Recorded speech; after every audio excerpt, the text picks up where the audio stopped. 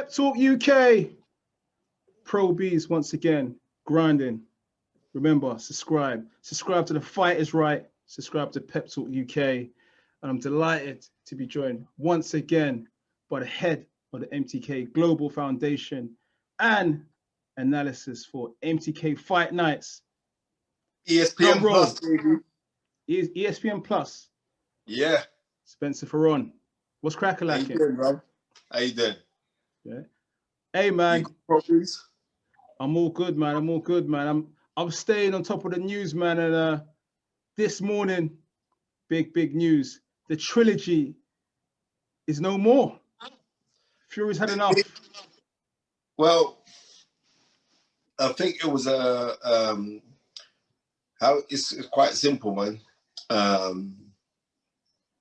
Tyson Fury had to, I think it was X amount of days that they were given for them to complete this contract, and it wasn't completed. So therefore, they got to move on.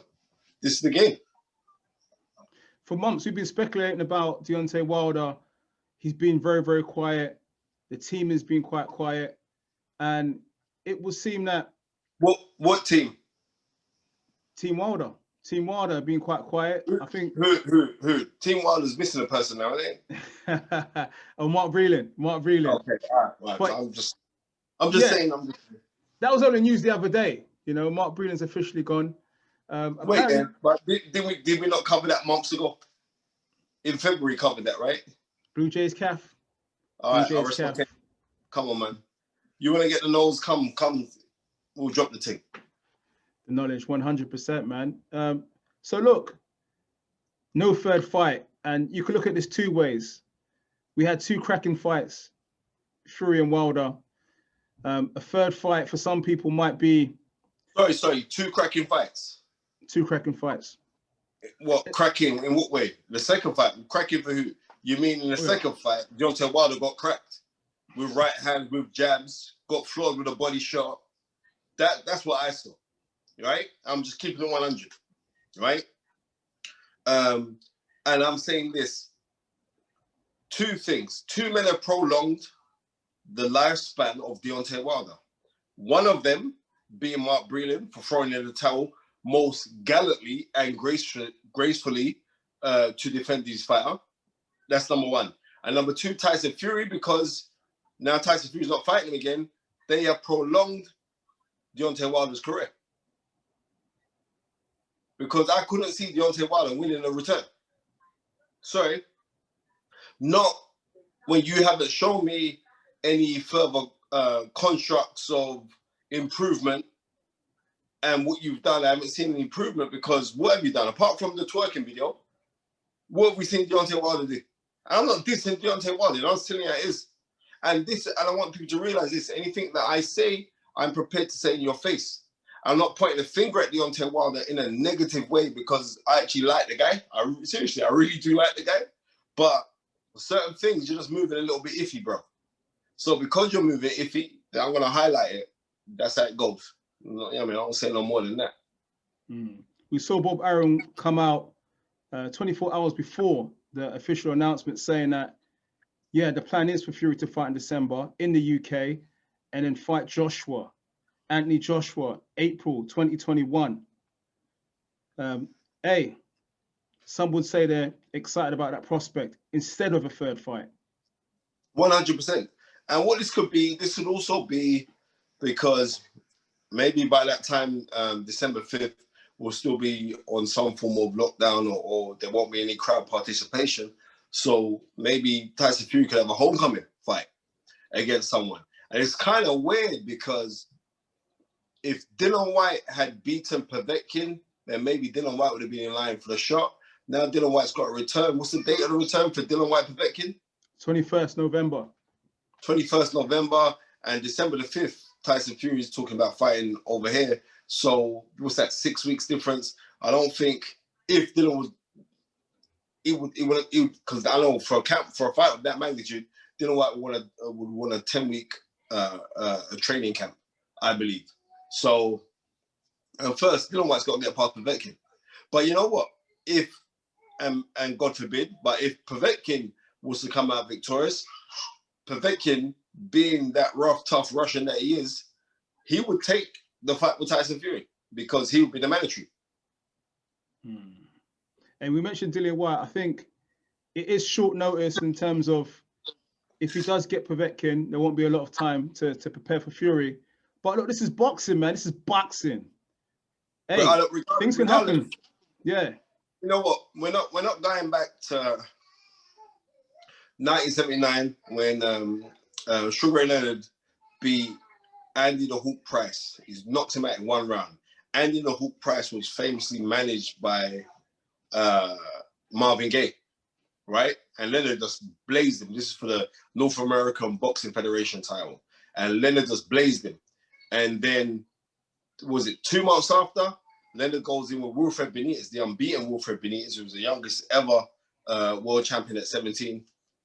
And he goes and he outclasses and stops him in the 15th round. So we got to give, those days are done. Man don't do that no more. You know what I mean? You know what I mean, man? Think about it, just comprehend that. Sugar Leonard went in there with Andy Price. Andy Price was a bad man. Claps him out in one round. You know what I mean? And weeks later, goes in and fights the WBC Welterweight Champion Award. Those days are done. But what I do like about this thing of this whole quarantine and this world lockdown thing is that our sport of boxing is growing immeasurably for the simple fact that now the best have to fight the best. You know what I mean? You have to. Because promoters think, bro, we ain't wasting no money giving no little also ran guys to fight. You're gonna have to fight decent people.